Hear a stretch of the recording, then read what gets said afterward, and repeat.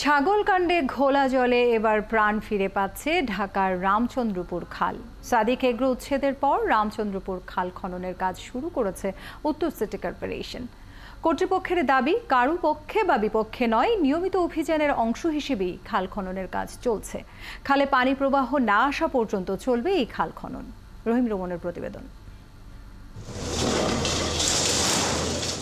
কোটি টাকার আমদানি নিষিদ্ধ গরু আর 15 লাখ টাকায় ছাগলের দাম হাঁকিয়ে বিতর্ক তৈরি করা সাদিক এগ্রোর দখল করা খালের জায়গা উদ্ধার হয়েছে বৃহস্পতিবার।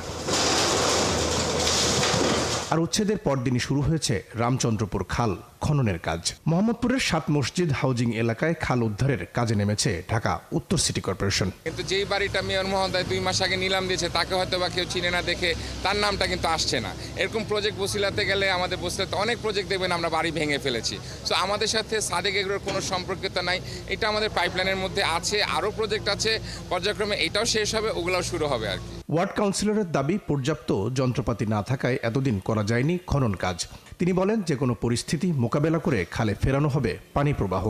সিটি কর্পোরেশনের পর্যাপ্ত মেশিনারিজ নেই, যেগুলো খাল উদ্ধারের জন্য দরকার। বিশেষ করে পানিতে নেমে যে মেশিনগুলো কাজ করা দরকার, সেই মেশিনগুলো নেই। এগুলোর জন্য রিকোয়েশন দেওয়া হয়েছে।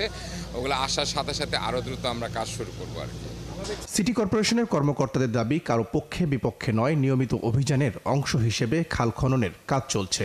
খালের যে অবৈধভাবে দখল করা হয়েছিল, সেই দখলগুলো উচ্ছেদ অভিযান চলমান আছে এবং খালের প্রবাহ যাতে চলমান থাকে সেজন্য এটিকে যে অংশগুলো অবৈধভাবে দখল করে ভরাট করা হয়েছে সেটিকে এক্সকাভেশনের কাজ চলমান। আর এটি আমাদের একটি রুটিন কাজ, চলমান কাজ, এটি আমাদের অব্যাহত থাকবে।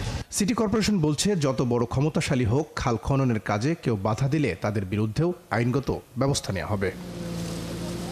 রহিম রুমন, 71, ঢাকা।